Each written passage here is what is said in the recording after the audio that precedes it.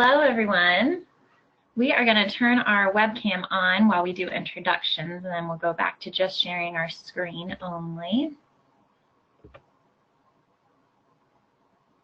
Hopefully. Okay, great. So thank you so much for joining us for this webinar to explore the strengths, challenges, and effectiveness of SART Peers. SART stands for Sexual Assault Resource Team. SART Peers has been operating in Northern Colorado for about 25 years. It is a school-based peer education sexual violence prevention program for middle and high school youth.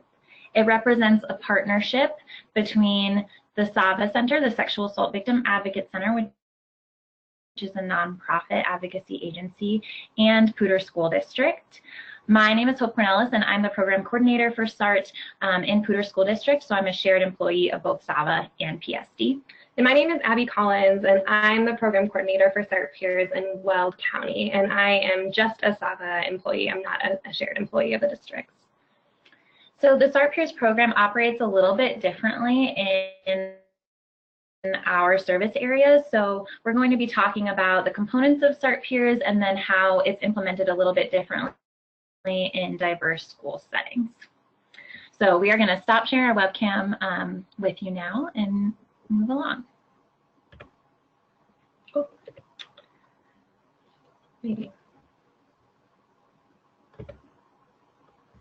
There it goes. Okay, so a quick overview of what we're going to be covering today. So first we're going to talk about what Sava is and the prevention programs that we run, and then we're going to give an overview of the SART Peers program and talk a little bit about the history of the program. Then we're going to talk about how the program is implemented in each of our different service areas, and then we're going to watch a short video from a school counselor that she'll talk about what it's like to coordinate the program as a school counselor. And then we're going to talk about the SART Peers program components. We will have a SART peer come in here for you all to ask questions and learn about what the program is like from the point of view of a high school SART peer. Then we're going to talk about program statistics, and we'll end the presentation talking about a Train the Trainer program that we'll be implementing in February of 2020. If you have questions throughout the presentation, feel free to go ahead and ask them in the chat box. We will have a portion at the end of the presentation where we'll answer all of the questions. However, if we see a question that we think is best answered in the moment, then we'll go ahead and answer it at that time. If we don't answer your question in that moment, just know that we will answer it at the end of the presentation. Okay, so before we get moving along, we want to just hear about who's in our audience today. So we'll have a poll that will come up for you all to type in who you are. So whether that's a sexual violence prevention provider, if you work for a sexual assault agency but are not providing prevention, maybe if you're a school counselor or a school district staff member, or none of the above, then you can select other and type in who you are with us today. Great. So as those are coming in, Hope and Abby, I can give you kind of a brief overview. We have about 60% of folks who have voted. It keeps adjusting. It keeps moving a little bit. Currently, we have 40% sexual violence prevention provider. We have 13% other sexual assault agency staff, and we have 47% other. So remember, if you're choosing the other option, please specify that in the chat box. So far, we have one person who has typed in saying they're a teen prevention program coordinator at a DV shelter. So that's the only one that's come in of folks who have chosen other, and it seems like we have more than just one person. So please do type that into the chat box as you're doing that. Like I said, right now we're about 82% of folks have voted. I'm going to leave it open for just a couple of seconds, give people the opportunity to vote, and to type in what their other role is. So I'm going to go ahead and close it at this point. It doesn't look like anyone else is voting. And I'll go ahead and share that. So we ended up with 39% sexual violence prevention providers, 11% other sexual assault agency staff, and 50% other. And they're specifying that in the chat box. So we have, again, the teen prevention coordinator at a DV shelter. We have a community Zach care facilitator. We have a health educator. We have a founder of the Empowered Voice traveling exhibit and symposium, a Title IX state coordinator, and a DV and SA advocate, so a dual advocate on that. So I'm going to go ahead and hide those and turn it back over to you, Hope and Abbey. Okay, great. Thank you. So I want to talk a little bit about what the Sexual Assault Victim Advocate or Sava Center does. So we support both primary and secondary survivors of sexual violence. So primary survivors being those who have been affected by sexual violence themselves, and then secondary survivors being those who are supporting those who have been who have experienced sexual violence. So like parents, siblings, partners, all of that stuff. So we do that in a variety of ways. We provide a 24-hour rape crisis hotline that's staffed by our staff and volunteers. We provide trauma therapy, again, to both primary and secondary survivors of sexual violence. We provide individual and group therapy services.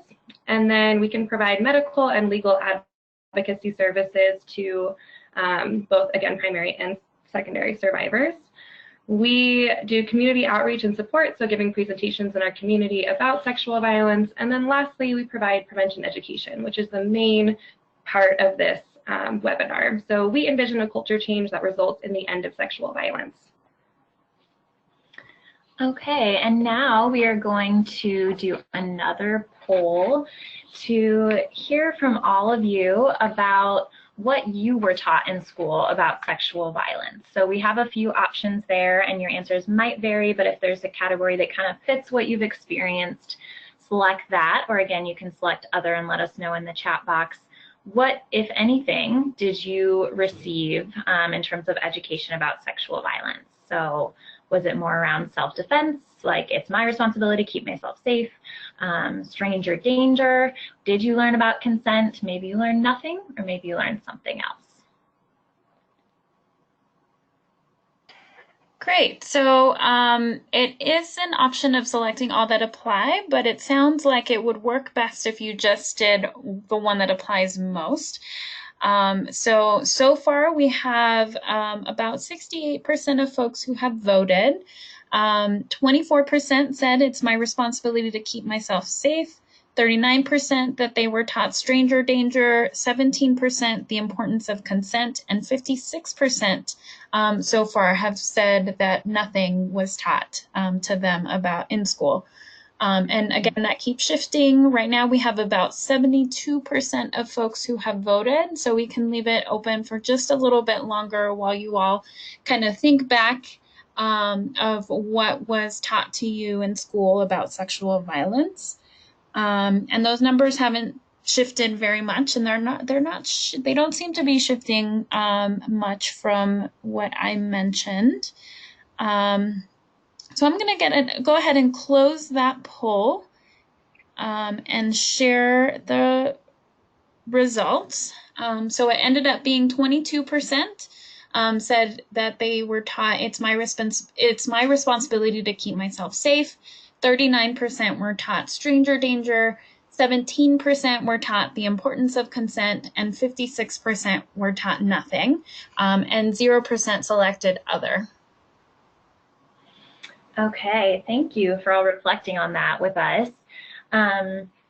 We do that activity to show, I think it's not going to be surprising to many of you that most of us didn't grow up with any form of sexual violence prevention in school. I know I did not when I grew up in school either. And for a lot of us, what we did get was more around that risk reduction strategies. So how can I protect myself knowing that sexual violence is a risk for all of us, and kind of that sort of mentality that it's inevitable unless you protect yourself from it, which is really problematic. So we know that historically, sexual assault prevention has been addressed using risk reduction strategies, most often geared toward women, including things like self-defense classes, advising them to carry mace or special nail polish targeted towards women that will let them know if they've been drugged, things like that. And these approaches have created some serious gaps in the movement to end sexual violence and have been shown to be largely ineffective at actually preventing sexual violence and reducing the rates in our communities. So at Sava, we believe that preventing sexual violence isn't simply about protecting ourselves. We believe that to eliminate sexual violence, we need to go far beyond risk reduction and aim to alter our culture in our society that condones and in some ways support sexual violence. So this image on your screen is called the Pyramid of Violence. It represents different forms of violence and how they build off of each other. So you can see that those forms of aggression or violence down towards the bottom of the pyramid are more commonplace, they're more tolerated, kind of considered more acceptable in our society. And then as you move up the pyramid, the acts become less acceptable. However, the smaller acts of aggression and violence at the bottom of the pyramid lay the foundation for more serious acts of violence at the top of the pyramid. So when our society accepts things like gender stereotypes, dehumanization of others, discrimination, victim blaming, those hurtful language and jokes that we have, then acts such as sexual harassment and sexual assault are also more acceptable and tend to be taken less seriously. So our prevention philosophy teaches that in order to reduce the acceptance of sexual violence in our culture, which will ultimately reduce it, we need to reduce the incidence of these lower level forms of violence. So these lower level issues are things that we tend to focus on in our prevention education. And those are things that we could change, right? So we could change the language and jokes that we use. We can speak up when we see things or hear things like victim blaming or objectification of people and those things. So those are tangible things that we can work to create change in our community. And this image of the Pyramid of Violence serves as the backdrop for the SART presentation that the high schoolers do. So we will kind of return to those concepts. So using that prevention philosophy, Sava has 3 main prevention programs. The first one is called Super World, and it's for 8 to 12-year-olds. And this is a running empowerment program that pairs training for a 5K with lessons about health, safety, body positivity, and boundaries. We meet with kids, again, ages 8 to 12 at summer camps. A lot of them are the Boys and Girls Clubs here in Northern Colorado. And we meet with them once or twice a week for about an hour or an hour and a half. And so we incorporate running activities, tag games, and timed runs to train for that 5K that are all incorporated into those lessons. And then we all run a 5K together at the end of the summer. And then we also have a program called Speak Up, and this is primarily for 8th grade students. This is a small group educational program where a handful of students opt in, and they meet once a week with a Sava staff member to talk about a variety of topics, including sexual harassment, sexual assault, dating and relationships, bystander intervention, self-harm and suicide, and many others.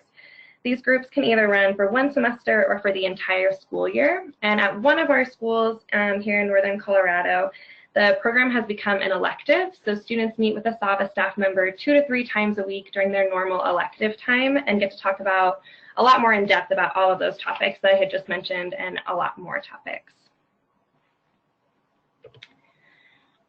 And then our third prevention program is the SART Peers Program, which we'll be focusing on today.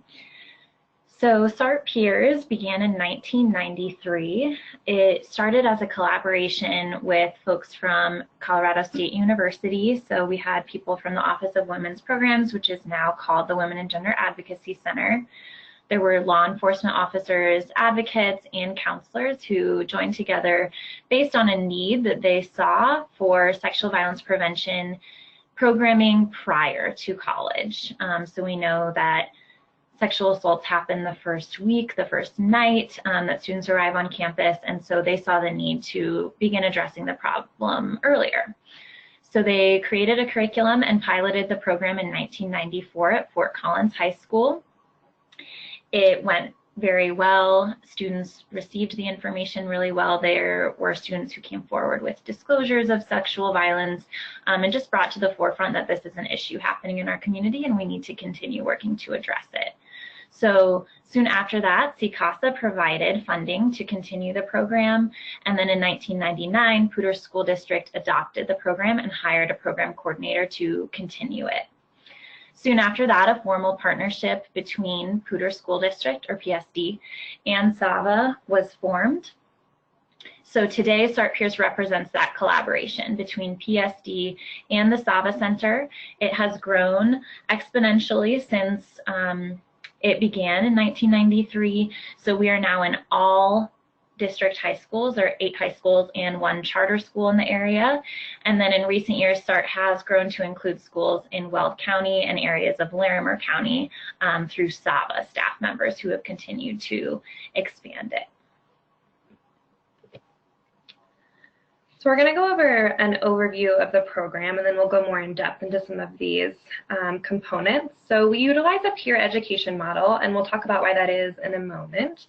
But this means that we educate high school student leaders to give presentations to their high school peers and to middle school students on the prevention of sexual violence.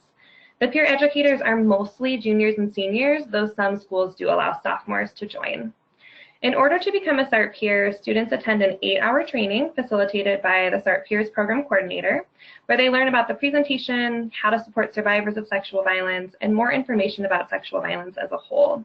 This training is intended to make students feel comfortable and confident sharing this information with their peers and able to answer any questions that might come up during those presentations.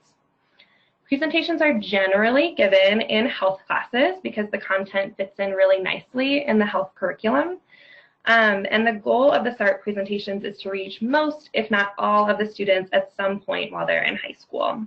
To do this, we generally target classes that are required and tend to have more lowerclassmen. So if we're not presenting in health classes, then other classes that are presented in can be like PE classes, freshman seminar classes, or like English classes where everyone in a certain grade has to attend that class. SART peers also give presentations to parents, school staff members, and other community settings in addition to their regular school presentations. And then in every presentation, there is a trained adult volunteer or staff member that is there to support the peer educators and also support students who may feel triggered by the information that is presented. The adult mentor has training on basic advocacy skills and alerts the SART coordinator if a student needs more support or if a mandated report needs to be made. So why peer education? Why do we use the peer educator model? There are several reasons for that. So first, if we want to alter the culture, which as we've mentioned is our goal, then we need to equip young people with not only with information, but also with skills to create change. In addition, research offers support for peer education for sexual health promotion and sexual behaviors. So I put some information on the slide for you there. So research has shown that the more traits peer educators share with the target group, the more effectively they can change knowledge, intentions, and attitudes. Studies show that peer-led sexual health promotion programs show improvements in participants' knowledge, attitudes, and intentions regarding those behaviors. And also, as I mentioned, bystander intervention skill building is embedded within a peer educator model. So the SART peer educators that we work with are given knowledge, information. We train them on how to respond to tough questions, responding to things like victim blaming, intervening in risky situations and speaking up to help people. So that's all embedded within that peer educator model, and research has told us that skill building is necessary for effective sexual violence prevention. And then lastly, kind of again, culture change must take place within a community. So we know that if we really want to create that large scale change within a community, it can't be outsiders coming in and saying this is something that you should care about, but coming from within, from students within that school saying this is something we care about and you should care about it too, along with them just being young people. So creating culture change for our future must include those young people.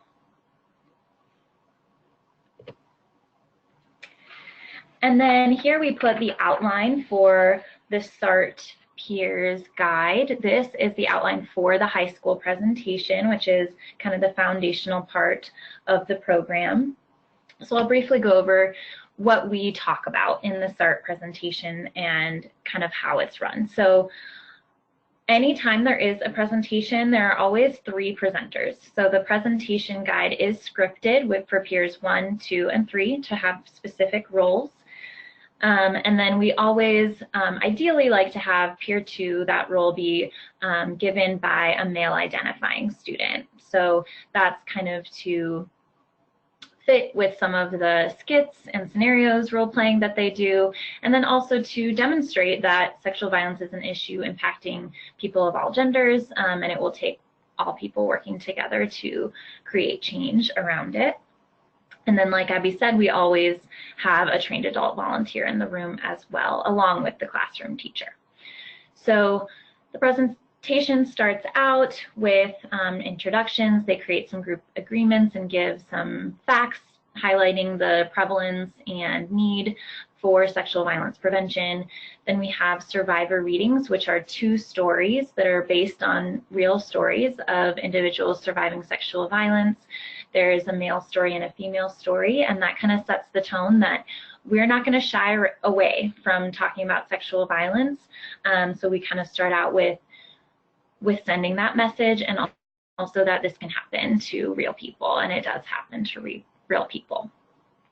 Then we cover that pyramid of violence that I just talked about, and highlight, these are the reasons why we talk about these certain things, and go over definitions of sexual harassment and sexual assault. And we do an activity where all the students in the class are given slips of paper that have examples on them of either sexual harassment or sexual assault. And then they have to go and put it in the column for either sexual harassment or sexual assault, wherever they think it goes. And then we talk through it and move any ones that are in the wrong spot and explain why they are what they are. So some examples would be sexual comments or jokes, repeated pressure to go out, forcing someone to touch someone else in a sexual way, those sorts of things, and they put them in the categories they think they go, which really brings it to life of what this actually could look like. Then we do a facts and myth 4 corners exercise where students are asked questions and then they have to move to a corner in the room with a percentage sign. So for example, what percentage of high school students experience sexual harassment is one of our questions, and then they move to the percentage sign that they think answers the question, and then we talk through those. Then we define consent and have a scenario little skit example highlighting what consent is and the importance of that. We cover bystander intervention and some skills we want them to remember for bystander intervention, and do another sort of fact and myth debunking around the topic of drugs and alcohol and sexual assault. Then we address victim blaming, talk about what it is, some examples of that, and then the students do a skit called Mr. Smith, the Mr. Smith and Attorney skit, where Mr. Smith was robbed and the attorney is blaming Mr. Smith in the way that many sexual assault survivors are blamed. So it's actually kind of silly but really poignant, showing how absurd it is that survivors of sexual violence are blamed, and really brings it to life of how problematic that is. And we talk about reporting and some resources and how we can support survivors, what we can do to create change, and every student leaves the classroom with a resource card that has information about Sava and other local resources if they need help. So that's the high school presentation. It's set to be about 90 minutes. And we also have a middle school presentation that's set to be about 75, 80 minutes. And it has some of the similar activities, but there are different scenarios and examples that are more developmentally appropriate. We focus more on sexual harassment than sexual assault in that one, and kind of boundaries and asserting your boundaries. But we do still touch on sexual assault and what that is as well for the middle school presentation. And both of them are accompanied by a Prezi presentation, so they have that as a visual aid as well.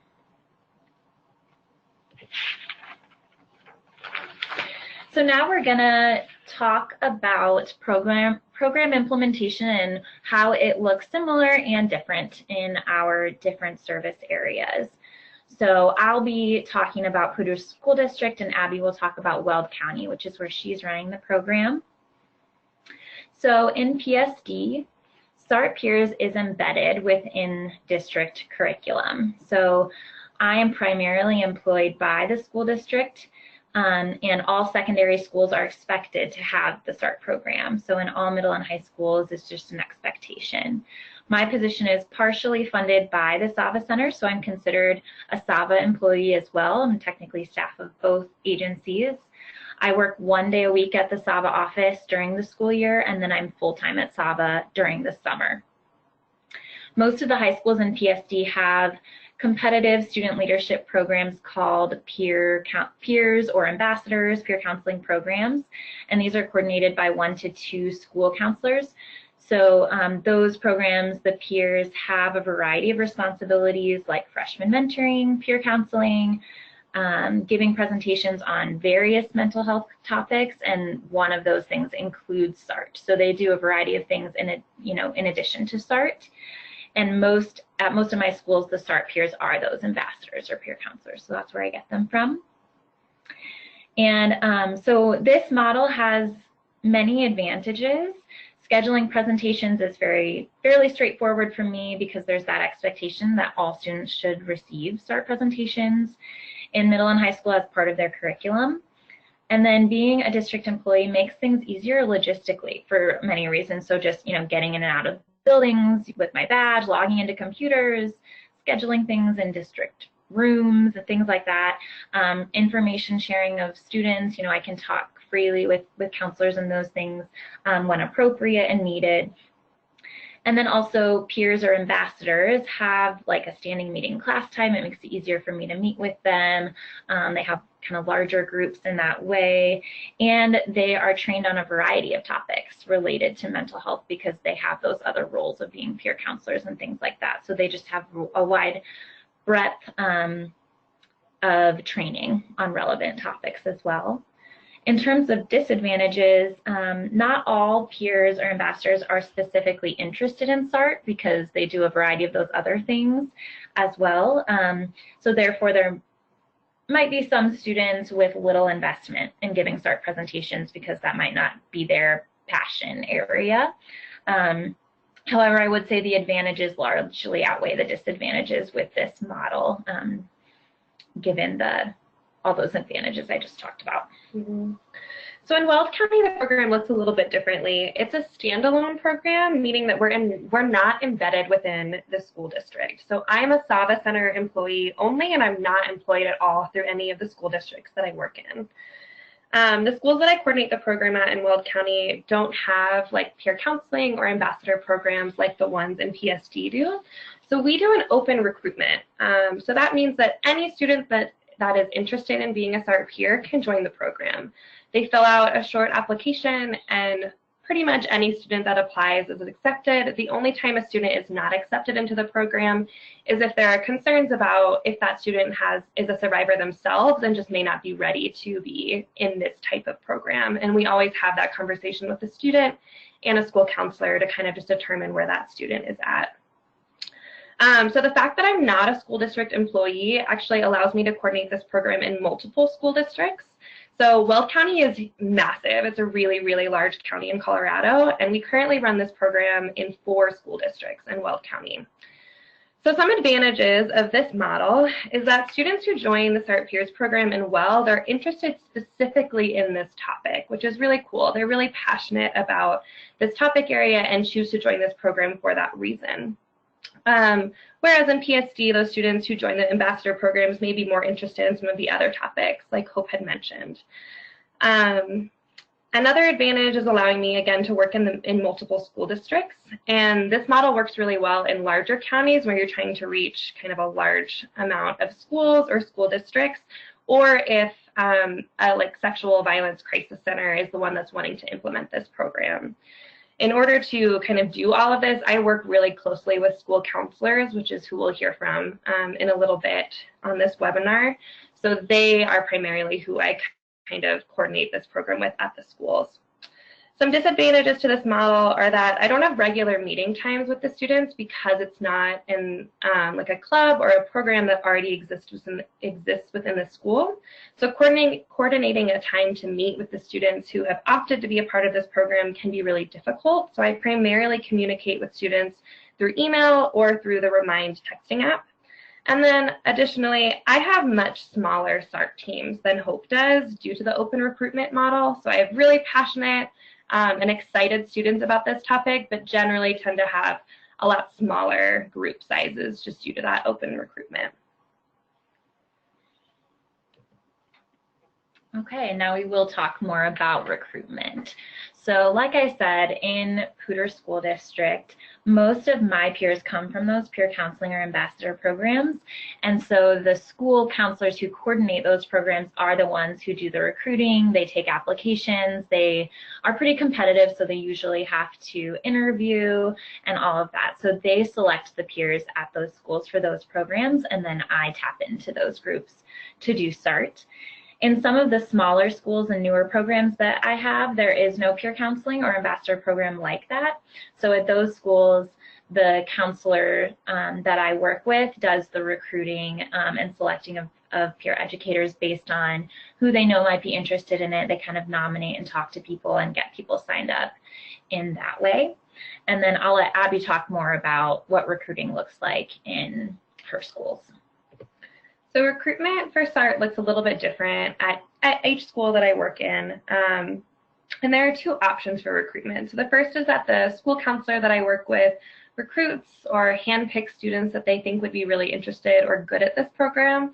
And the other option is for the SART coordinator, so me, I come in and recruit.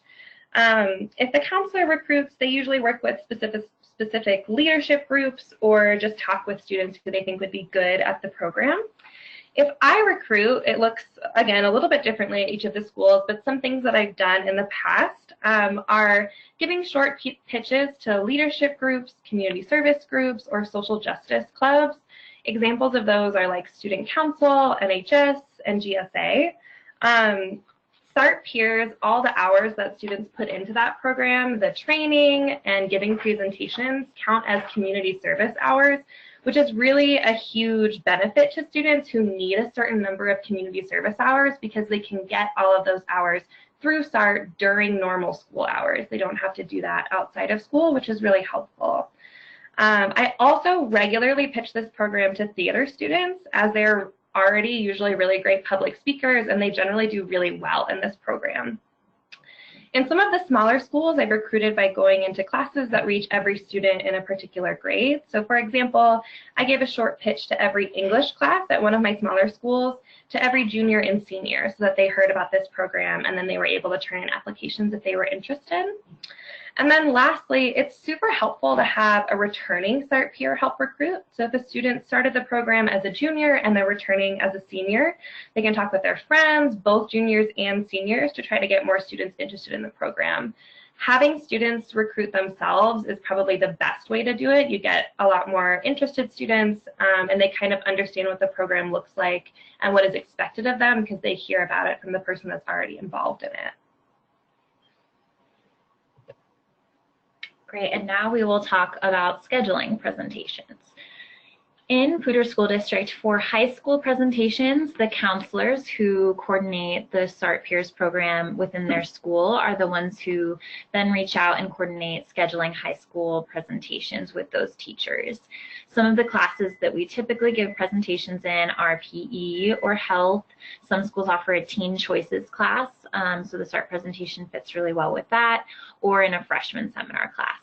So the counselors coordinate that and then they send the dates and times to me and I confirm it with them.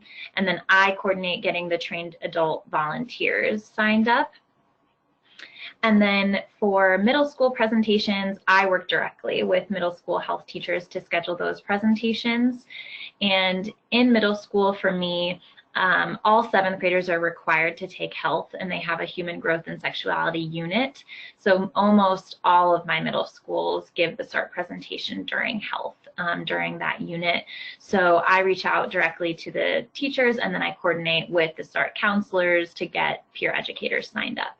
So for me, for both high school and middle school presentations, the counselors that I work with are the ones getting peer educators signed up for the presentations. In Weld County, I work with both counselors and teachers to schedule the presentations. So some school counselors are really involved and they schedule the presentations themselves, and others ask that I schedule the presentations directly with teachers. We present in health classes most often, but like I mentioned earlier, we can present in other classes that reach all students in a certain grade level. So for example, English classes, science classes, or freshman seminar classes. And then it depends on the school again, but to get SART Peers signed up to give those presentations in high schools, I either schedule a quick time to meet with all of the students, or I just send the sign-up sheet digitally, either via email or over the Remind app, and students can sign up like in a Google Sheet or a Google form for those presentations. And then for middle school presentations, I work most often with middle school counselors who then find the teachers willing to host these presentations in their classes. So because the SART Peers program isn't embedded in the district like it is in PSD, we kind of just go into classes that will accept us in middle school. So it looks a little bit differently, but the counselors schedule that presentation for me, and then I work on getting the SART Peers signed up to give those presentations at the middle schools. So we are going to watch a video of an interview with a school counselor that I work with in Weld County. Her name is Raquel Ghazi, and she works at Frontier Academy, which is a charter school in Greeley, and it serves grades 6 through 12. So the video will show Raquel answering questions about what it's like to coordinate this program as a school counselor. A couple things about the video. One, it might have a little bit of lag because we're doing it from YouTube, so I'll let you know about that now. And then two, towards the end of the video, we were filming this in her office, which is in a converted closet in her school, and the classroom next door got really loud. So it gets a little bit, there's a lot of background noise at the end, but I think you should still be able to hear her. So we're going to go ahead and play this.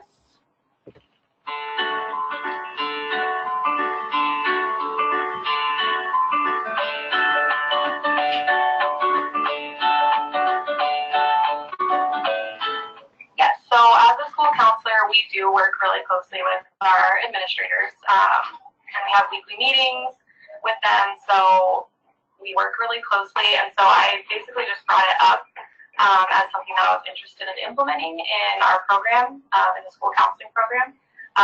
I had grown familiar with the program because in my internship, when I worked at a different school, they had it, and I loved it. So I kind of had a little more background knowledge to it, so I just brought it up in an administration meeting and kind of started getting the idea out there. The administrators were open to it, and so I called Sava, and we ended up scheduling a more in-depth meeting where I had someone from Sava come over and kind of describe the program more in detail for them, answer all their questions, and then they basically gave me the go-ahead to do that. So I'm fortunate where my administrators are really supportive of mental health and programming and stuff like this, so that was definitely helpful in this process.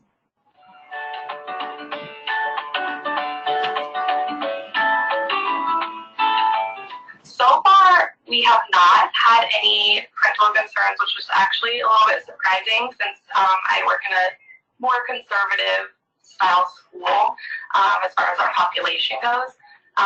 And we definitely discussed it as we were implementing the program, the potential for parents to be concerned. So one thing we proactively did about that is we sent out kind of a PSA announcement to the community that we're going to be doing these programs and that you can feel free to opt your student out if you want to. And just kind of like sent that out prior to doing that. We never had any pushback or problems to the point that we don't even really send those out. But I try to always let the students know if they're uncomfortable, they can step out. I know that the Sava people also say that as part of the presentation, so we still give that option just so they know if they're uncomfortable, they can always step out. And I think that's pretty much helped. And so far we have had no parental concerns. So.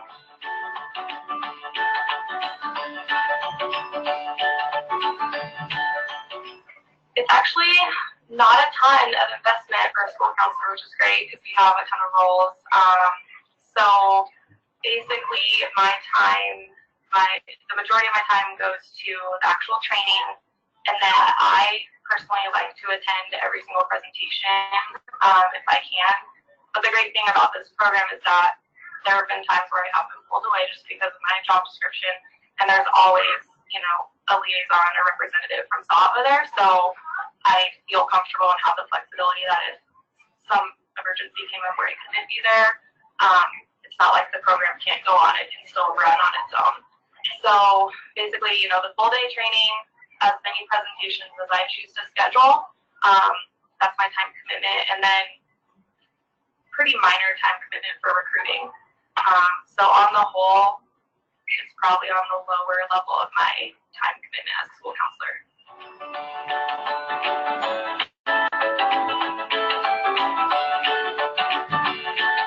Yeah, so the first year that I started it, I actually just kind of polled students individually that I kind of had a good feeling about. They were good role models, good leaders, and kind of pitched it to them. So that was like my first year because students had no idea what it was. And so I had a really small team that way, but I kind of had to take the extra effort to pull them and talk to them about it and invite them personally into participating. And so that's kind of my first year. And then ever since then, it's been so much easier because as we do presentations, the awareness spreads. And at my school specifically, we do presentations to all the 8th graders, and then we do presentations to all the 9th graders. So by the time a student is a junior, they've had most likely this presentation twice. They're pretty familiar with what it was. And the ones that were super interested in it or passionate about the topic kind of come down to me now and ask me, hey, can I apply? And so once you get the program started after your initial recruitment, it kind of self-recruits because there are naturally going to be students that are super interested in it or drawn to the people that are doing the presentations. They're like, wow, that's really cool. More logistically speaking, at the beginning of each year, I'll put it in our, daily announcements. I always have one of the seniors who's in the club kind of do a little promo at our, we do every year at the beginning kind of a club's, not a club's fair, but like a club's promotion for all the different clubs that students can join. So we have a presence there. And then sending out emails we have like class lists. So I send out an email to all the juniors and seniors kind of saying like, hey, if you're interested in getting involved in this might be a cool opportunity. I also sell it as pretty low commitment compared to other clubs. It's something that's really good for developing public speaking skills and something they can add to their resume, and that usually attracts some people as well.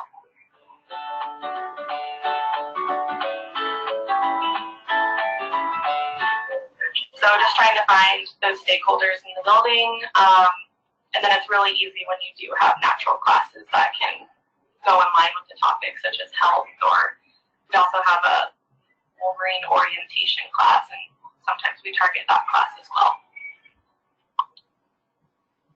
Okay. Sorry, not sure why that's not working. Bear with us for a second. There we go. Okay, we're back.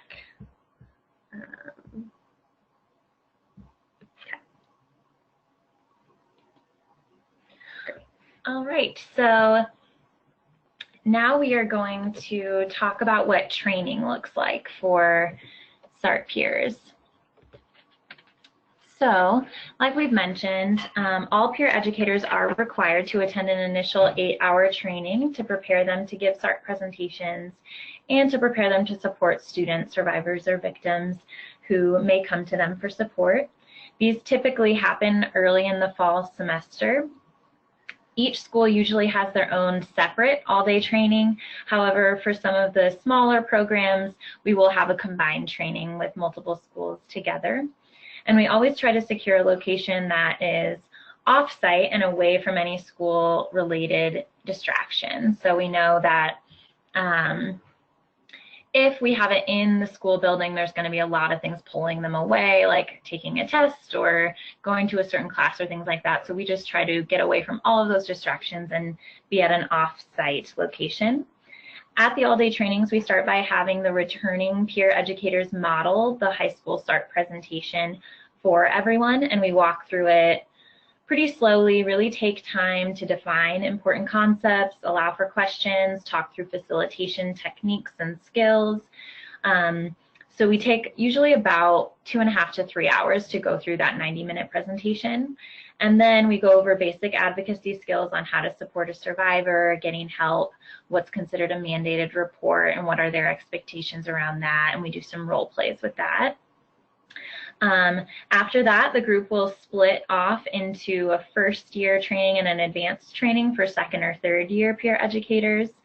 In the first-year training, the program coordinator and those adult mentors who are volunteers facilitate activities focused on understanding the roots of sexual violence and what we can do about it. So we do several activities on power, one on gender stereotypes, one on bystander intervention, and we'll preview some of these activities in the next few slides. And then the advanced training is usually facilitated by other local professionals or Sava staff and focuses on additional topics that can help the peers to better support survivors and just strengthen their skills as SART peers. And then we end the day together by reading a letter that was written to the peers by a local sexual assault survivor. And then we go over expectations or a code of conduct for SART peers, and they all sign a pledge committing to being SART peers and adhering to those principles. And then we do a training evaluation at the end. Okay, so I'm going to talk about one of the activities that we do in the SART all-day training. So a major part of the SART presentation is talking about how sexual violence is more about power and control rather than sex or sexual desire. So in the SART presentation, we talk mostly about individual power, such as a teacher having more power than a student, or someone who is sober having more power than someone who's drunk. During the SART training, we do an activity called the Power Flower with the students to talk about systemic power imbalances that exist within our society. To start this activity, we generally ask the students to name some power imbalances that exist, and I'm going to ask you all to do the same. So right now, if you can, share in the chat or type in the chat box some names of some systemic power imbalances that exist within our society. So to give you a hint, many of these names end in ism.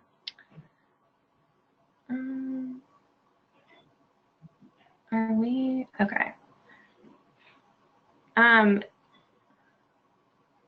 Maria, I don't know if you can answer this question for us. We're not able to see, I don't think, the chat right now, or if you can show that to us or read out what people are responding. Yeah, I can read out. So far we have one person who has answered sexism, racism. Mm-hmm. Awesome. And then other people must still be typing. So we have a couple more that just came in: ableism and ageism. Awesome. And again, I think folks are thinking and typing, but so far those are the ones that have come in. Another one, teacher, student, homophobia, transphobia, and ableism, class. Awesome. Awesome. Okay. Okay, awesome. So I'm going to just kind of continue on with this. So that's exactly how we start this activity with the SART peers. We have them name out some of those power imbalances. You guys named pretty much all of the ones that we go over. So as students are shouting out these power imbalances, we draw a flower, and it looks kind of like this. So each power imbalance is a petal on the flower, and after we draw the petal and fill in the power imbalance, we ask students the group of people, or which group of people have more power in that power imbalance. So for example, for racism, we would ask which race has more power in our society, and students would answer white people or Caucasian people. And then we draw a little bubble on the end of the petal to dictate which group has more power. And we do this until we fill in the whole power flower. So we go over racism, sexism, classism, heterosexism, religious oppression, ableism, ageism or adultism, and nationalism. And then I'm actually missing one on here. Sorry, I was trying to do this. And we also go over lookism. So the idea that people who are stereotypically attractive hold more power than those who don't have some of those stereotypically attractive features. So we start by filling in this whole flower and talking a little bit about each of these power imbalances. And then after we do that brief introduction, we break the students up into 4 small groups. Each of the groups read a scenario where one or more of these power imbalances was used to perpetrate a sexual assault. The small group leaders engage in discussion with the students about how power was abused and why it might be difficult for people who don't have that power to seek help or report a sexual assault after it happens. The small groups then share out with the larger group the scenario that they read and answers to their discussion questions. We conclude this activity by explaining that just because someone has power doesn't mean that they will abuse that power. Acts of violence happen when someone chooses to abuse that power. And we all have some power in our society, and we can use that power to make positive change, like with the SART Peers Program. So this is an example of one of the activities we do in the SART all-day training. As you can see, we require a lot of critical thinking, and it's probably more of like a college-level activity, which is why we generally try to seek out juniors and seniors, as they're usually able to grasp these concepts a little bit more than freshmen and sophomores are. Okay, and then another foundational training exercise that we do is an activity called gender boxes, and this has to do with gender stereotypes. So we start by asking the students to brainstorm some gender stereotypes they know of. And we're going to do a modified version of this activity together now. So as we're pulling up, there we go, the instructions. So this is how you can join. We're going to do a poll everywhere that will create a word cloud of ideas that you all come up with. So there's instructions on your screen of how you can join. You can do it just by texting on your phone, or you can do it by web as well. And we'll start by thinking about stereotypes we know of for girls and women. And you can think specifically about those that might relate closely to sex and relationships, and stereotypes that we have. So once people are able to join, then we'll start looking at responses. I think I'm going to try something, so bear with me. I'm going to try to do the responses, and I think it will still show. So the instructions are still at the top there. You can either respond on your computer or text, but that way we will see responses as they come in.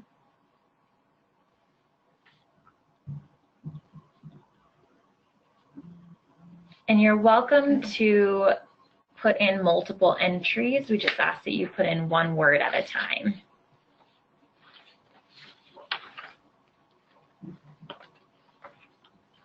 I'm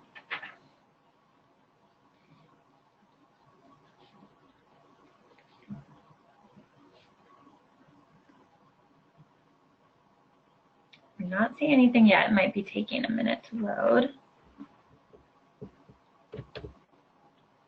Haha, there we go. There's one. It's working.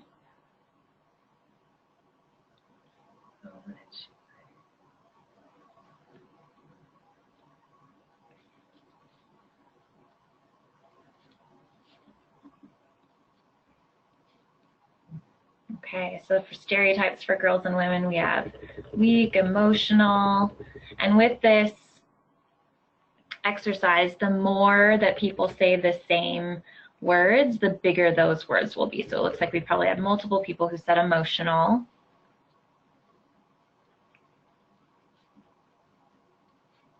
People reiterating weak.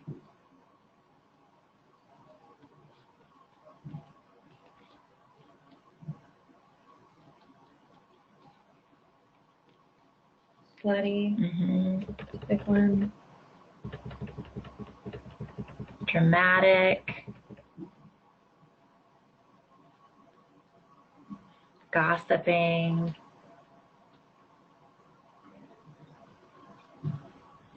Nurturing. Shallow.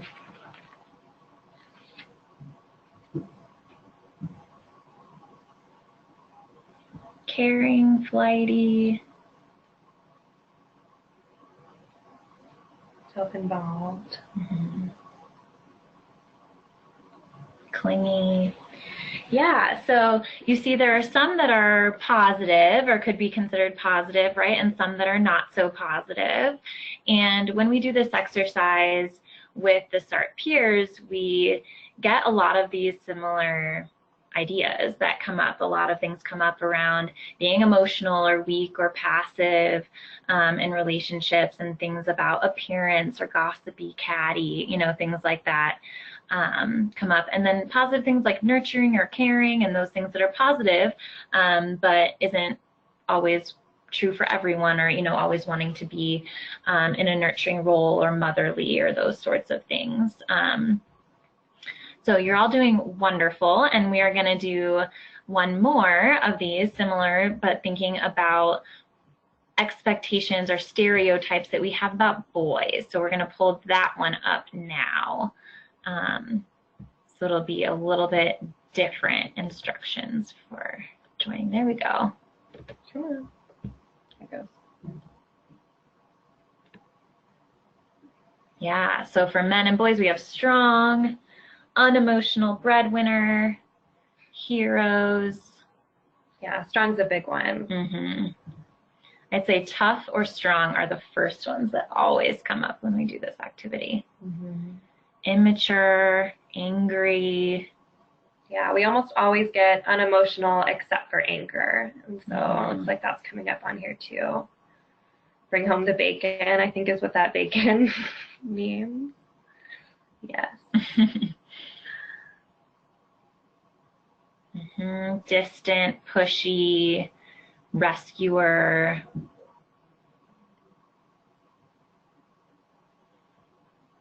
Smarter, stoic, right? Kind of getting at that non-emotional piece.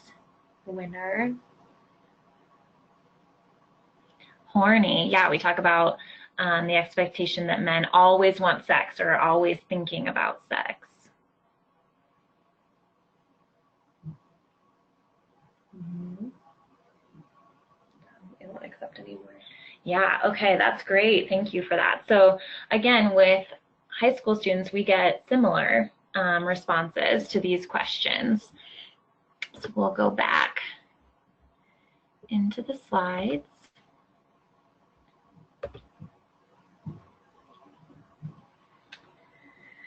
So we do that where we just brainstorm about stereotypes, and then the next step of this exercise is to then ask the students what insults or names are people called when they step outside of this gender box that we put them in. So when they don't adhere to those stereotypes, what are some things that they're called? And so we actually write down some of those words and names that that people come up with, and then we really examine those and see what themes emerge. So one theme that often comes up is that we usually can think of a lot more words for women than we can for men pretty quickly. And a lot of those words have to do with sexuality. So too sexual or not sexual enough, a lot of words about appearance and things like that. For men, we see a lot of homophobic language specifically in those insults for men. We see a lot of more traditionally feminine words, or words for traditionally female body parts, things like that. So we just talk about how problematic these words are as a form of gender violence. And then we examine how the violent or degrading, how some of those words have really violent or degrading histories behind them, and kind of bring those up and talk about how problematic that is. And we do this to highlight a behavior that we can all easily change, right? We can easily change the way that we use some of these words or choose not to use certain words or insults, we can kind of alter some of those expectations around gender stereotypes that we have. So we do this activity to highlight how gender stereotypes are related to sexual violence, and then talk about a behavior that we can leave that training today and realistically change in our own lives.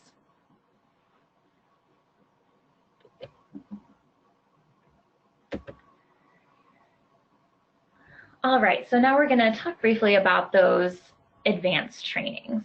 So like we mentioned before, the second and third year peers will split off from the first years for an advanced training after the modeling of the presentation happens. The advanced training lessons allow for returning peer educators to continue to deepen their understanding of the issue of sexual violence, to learn how to better support survivors, and prepare them with additional information about college, sexual assault statistics and programs, things like that. Like we mentioned, those advanced trainings are typically facilitated by local professionals or Sava staff members. So in Poudre School District, the second year training typically is given by a retired law enforcement officer and focuses on offenders, kind of like characteristics of offenders, and then also some statistics and programs in college, and really tries to instill some ideas in those peer educators who might be seniors going off to college about programs they should be looking for or could create themselves if they're not there. And then the third year training, sometimes if we have programs where sophomores are allowed to be in the programs, then we might end up with some third years by their senior year. And the third year training is usually a mix of topics depending on what the peers express interest in, and that could include how trauma affects the brain, what SANE exams look like and entail, what does offender treatment look like, and we have one of our volunteers who does juvenile offender treatment, so he does some training around that. So in Weld County, the second and third year trainings look a little different depending on who's available to facilitate those. So some examples of topics we've addressed in the past are that same law enforcement presentation on offenders. It's given by the same guy who volunteers in Poudre School District, but sometimes he's not available to do that in both Poudre School District and Weld County. So we have to look at other options. So another option that we've done is the neurobiology of trauma, SANE exams, and reporting given by a Sava staff member, or a presentation on teen dating violence facilitated by someone from our local domestic violence shelter. And then we like to provide some opportunities for ongoing education after that all-day training so that the peers are continuing to learn and stay engaged in the program throughout the school year in addition to giving presentations. So in PSD, like we've said, I'm able to meet with peers periodically throughout the year during their regular meeting or class time. So I can do some follow-up trainings, give reminders, check in, things like that. I communicate with peers primarily through the Remind messaging app or through email or both. And then I also host several optional enrichment training opportunities throughout the year. And typically we will do a survivor panel where we have local survivors come share their story with the peers and they can ask questions and offer support to them. In the past, we've also done a mock trial of a sexual assault case, and then a judicial panel where we have professionals from different parts of the legal process, like a judge, a detective, someone who does offender treatment, police officer, SANE nurse, district attorney, people who come in and talk about what they do in their role and kind of walk through what might happen in a sexual assault report and then case. So like we mentioned earlier, my SART peers don't have regular meeting times, so it's a little bit more difficult for me to meet with them and provide ongoing education. So I also do some of those enrichment opportunities. They are completely optional for the SART peers, and they are for all SART peers to attend. So it's not just for a specific school, they can all come to these, and they typically happen on Saturday mornings. At the beginning of the spring semester, so I host all of these events in the spring semester once all of the SART peers are trained. So at the beginning of the spring semester, I send out a survey to SART peers, either via the Remind app or through email, to see what events they're most interested in, and I only work on planning the events that students are interested in attending. So events I've had in the past are a judicial panel and survivor panel, just like the ones that Hope just mentioned. And then last year, I also put on an event on human trafficking. There's an organization in Weld County called Free Our Girls that works with human trafficking victims. And they came in and gave a presentation on human trafficking, and they brought a human trafficking survivor who told her story and just gave the SART peers more information on things that you can look for and ways to intervene if they kind of see some things about human trafficking. All right, so we have a special guest with us right now named Nina, and Nina is a SART Peer Educator from Poudre School District who is here to answer any questions that you all might have for her. So thank you, Nina, for being here. Thank you. So to start off, Nina, can you just briefly introduce yourself? Yes. So I'm Nina. I'm a senior at Fossil Ridge High School, and this is my 3rd year being a SART peer, and I'm the SART head person, I guess, in my peers class. So. Yeah, so at Fossil Ridge High School, they have certain students who kind of serve as committee chair. Is that what you call it? So committee chair. So Nina is the committee chair for SART, which is really a really wonderful model to have because Nina helps with scheduling presentations and assisting with practicing for SART presentations in their class, and just kind of is a leader for SART within the ambassadors program, which is really great. So does anyone have any questions for Nina to start us off? And Maria, we might need you to help us in sharing those questions. And if not, I have a few questions that can get us started. Yeah, there's one question that already came in. So someone asks, Nina, why did you choose to become a SART peer? Great question. I had an older brother who was a SART peer before me, and he explained to me what the program did and how much it helped in the community, and I really wanted to be a part of something like that. I knew high school would be a hard place going into it, but SART Peers was a way for me to find myself and help others. Thank you. Any other questions? So I think people are still thinking about their questions and typing them in. The person who asked that question did type in, great answer, thanks. But go ahead and ask one of the questions that you have, and let's give a little bit more of an opportunity for folks to think about and type in their questions. Great. So Nina, how much time would you say you devote to SART throughout the school year? If I had to add all of it up together based on the training and practicing in and out of school and the presentations, I'd say maybe 20 hours or more even, just because we really spend a lot of time practicing, so that way not only are our students comfortable giving the presentations, it's more comfortable for the students that they're giving them to, so they can understand the content. Yeah, and I will say practicing is wonderful and something not all peer educators spend a ton of time doing, so we definitely appreciate Nina and the peers that she works with to kind of do that practicing. Otherwise, it does kind of vary how many presentations each peer educator gives, because they can sign up. They might have kind of a minimum requirement that they have to do for part of their program, but for those who are really interested in it, they can sign up for more presentations. So it might vary based on, you know, the size of the school and how many presentations they give, plus how interested they are and how many they want to do. Yeah, there's a quick follow-up question on that, and then another question came in after that. Is that 20 hours a year, a month? Can you specify a little bit more about what those 20 hours are? I would say in a year, it probably would add up to be more than 20 hours, just because of all the different presentations we give in middle schools and in high schools.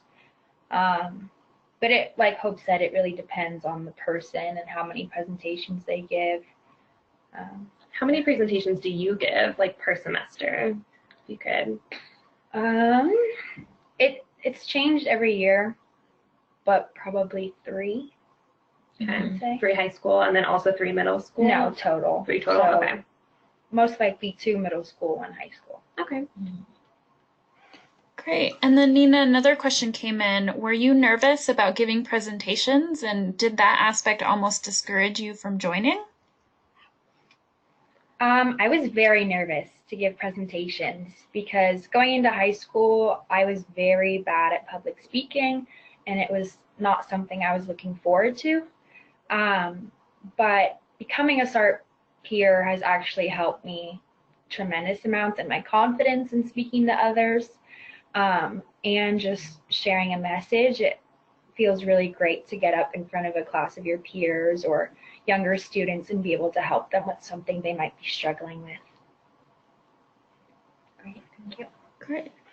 And there's another question that came in, but I think I personally have a follow-up to that as far as, you were really nervous to begin with, but what were the types of things that the program coordinators did or other people did to help you kind of get over that nervousness and help get your public speaking skills to where you felt comfortable?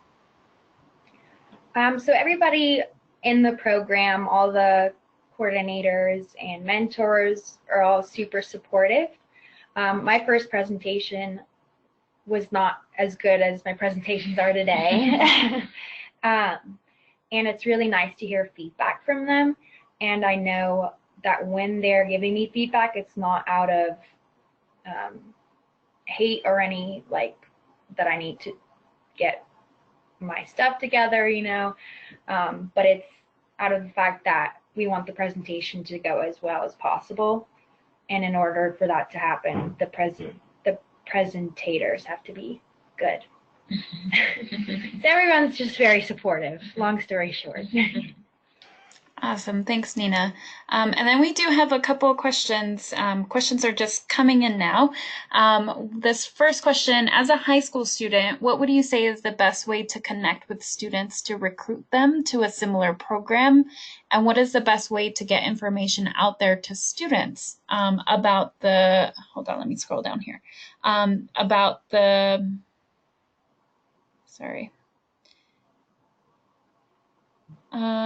program, educating youth, peer education, etc. So I don't know her name in the Abbey. video. Oh, Raquel. Raquel. Our school has a club fair almost for all the freshmen each year. And we have one of the people on the committee is in charge of introducing freshmen to the club, because at Fossil we only have ambassadors for sophomores, juniors, and seniors, and a lot of freshmen are very interested in doing it, but they're not able to. So we have a club where we introduce what Peers does and what it's like to be a SART peer, and what we do in the community, and that excites people because a lot of students like the community that we have in our class, and they like to help others. So to clarify, Nina, because freshmen aren't allowed to be ambassadors, you offer kind of a club that helps them learn about it throughout their freshman year, and then they could apply at the end of freshman year. Mm-hmm. Okay. Great. And then there's a follow-up to the previous question, another follow-up to the previous question about if you were nervous about giving presentations. How did you get over that initial fear in order to join or to become a SART peer? I did a lot of practicing in my mirror. I would practice reading my book and looking up at myself and then looking back down.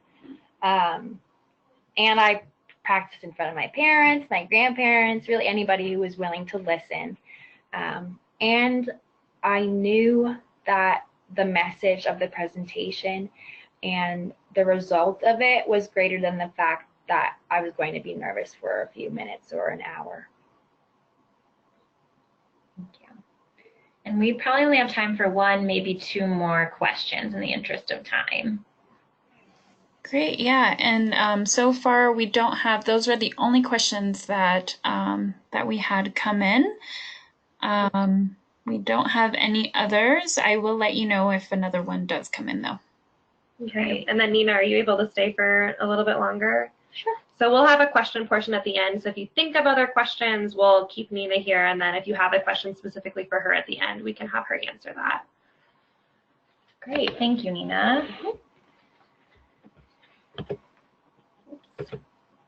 Okay, so we're just going to cover some program statistics and survey data that we have about SART. So in Poudre School District, this is all information from last year. So we had about 15 adult volunteer mentors last year who helped support the program. We had about 170 peer educators throughout the whole district. So last year we were in 7 high schools and 11 middle schools. 6 of those high schools were standard public district high schools, and then we had 1 charter school. This year we're in 9 high schools because we got the 2 alternative high schools in PSD on board. Last year we gave 71 middle school presentations, 102 high school presentations. So you can see the numbers reached there. We also give Spanish presentations when we can, so we reach some of those. We do parent nights, reach some parents, and other community presentations.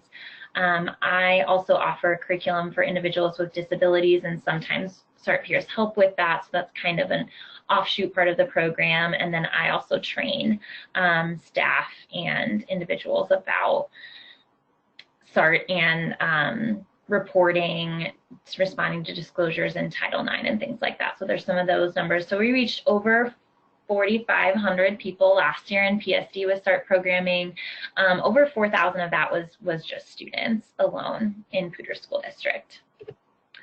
So in Weld County, I had 79 total SART peers. So like I had said before, we have much smaller teams than the Poudre School District does.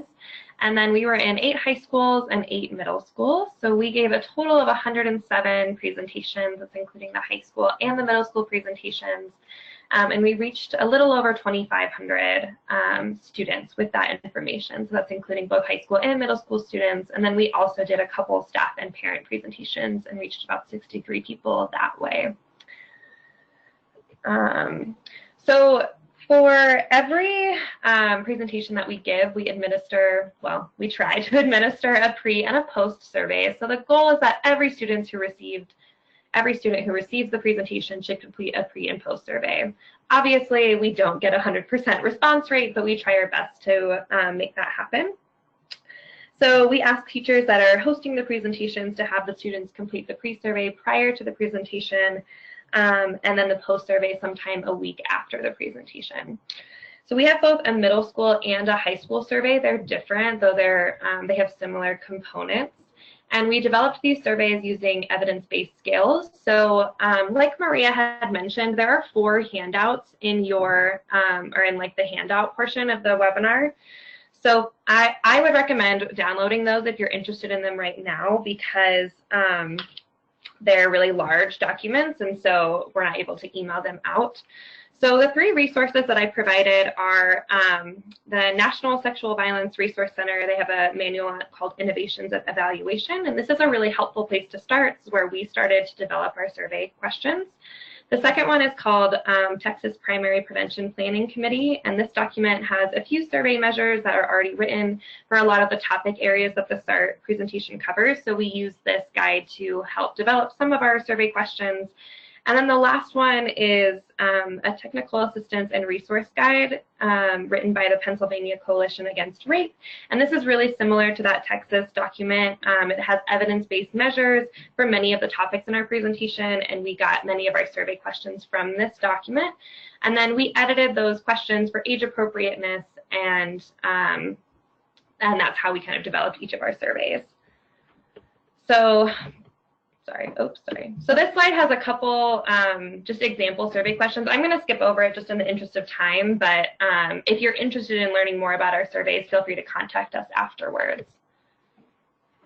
And then here are some of results of those pre and post surveys. These are from Poudre School District here, so from last year, so you can see for middle school, for awareness of who's impacted by sexual violence, understanding of the differences between sexual assault and harassment, then specific for sexual harassment knowledge, since we focus on that in middle school, understanding of boundaries, rejecting victim blaming, and how to support survivors.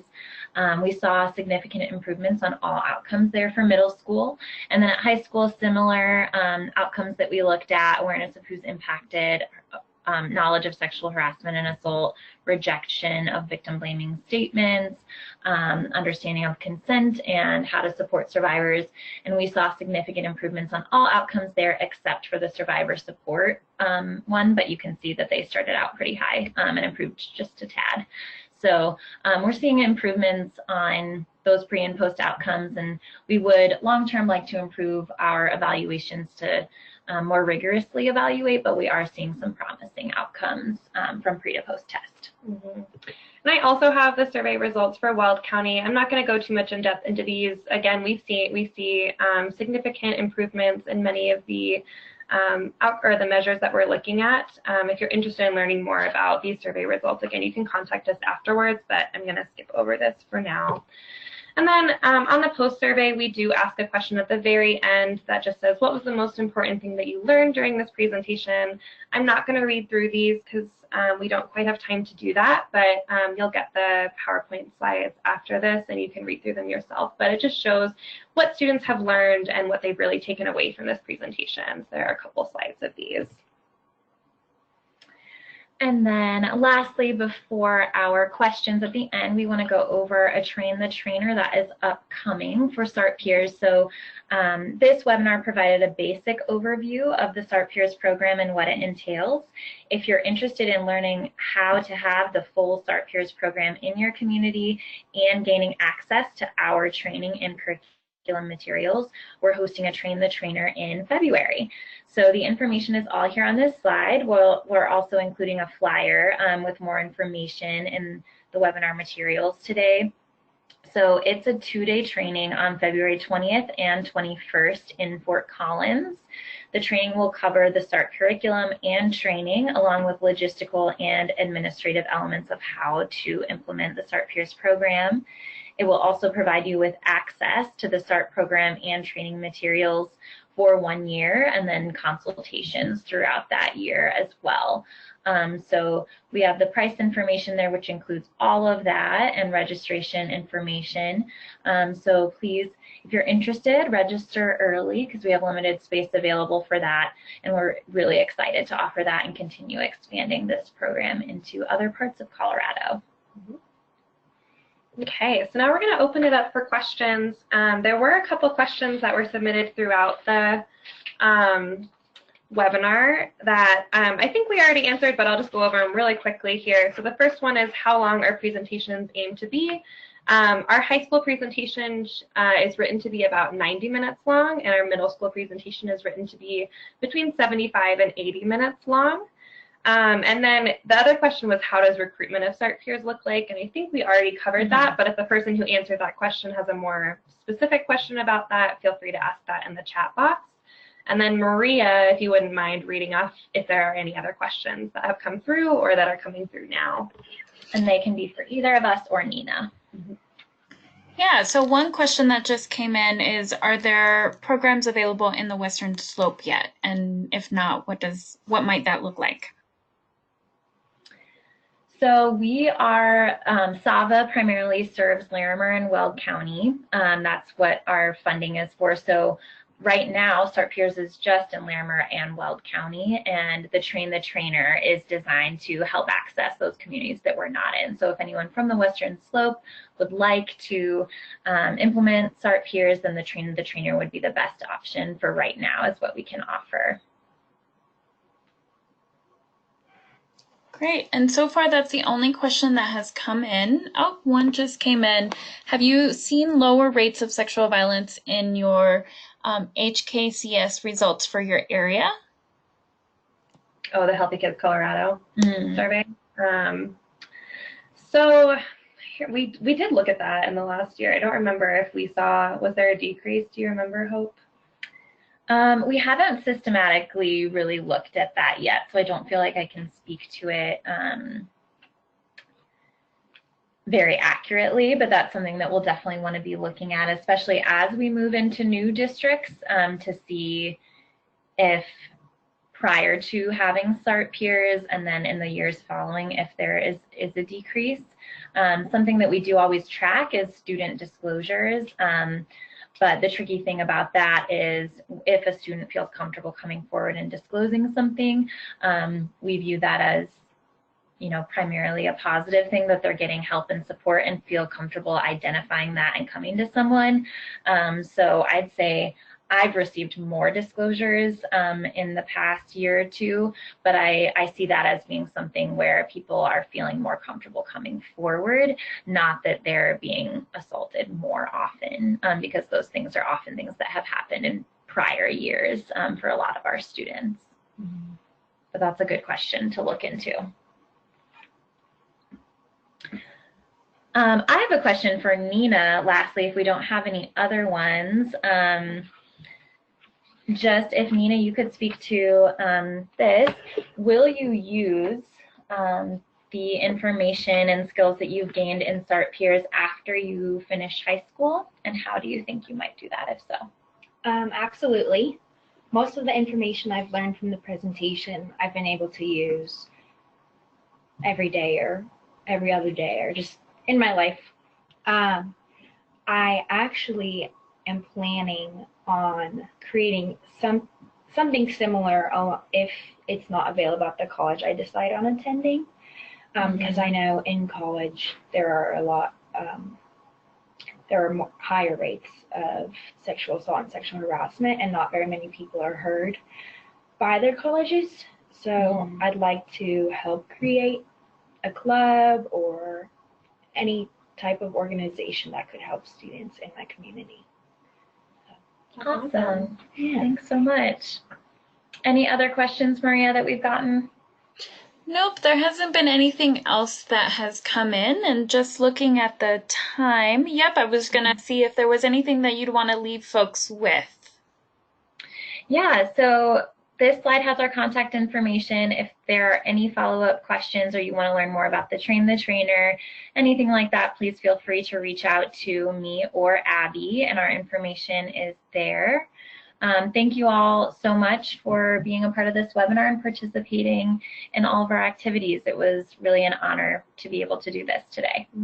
Yep, and if you are wanting more information about that Train the Trainer, like we said, that flyer is in the handout section of the webinar, and then I believe it will also be emailed out to you after this webinar, so you can get more information that way, and our contact info is on that flyer as well, if that's an easier way to access it. I think that's all. Great. Thank you both so much, Hope and Abby. We really appreciate the time that you spent to put this together and to share it with us, to be able to put this on as a webinar. So we really appreciate you and the work that you all are doing. As far as for everyone else, any questions, like has already been mentioned, that weren't answered, you can send those to Hope and or Abby. You can send them over to me, and we can get those answered for you. So look out for the follow-up email containing copies of the materials. So we will have the PDF of the slides, and it will also have that flyer. Go ahead and download now, if you haven't already, those other resources that are available in the handouts.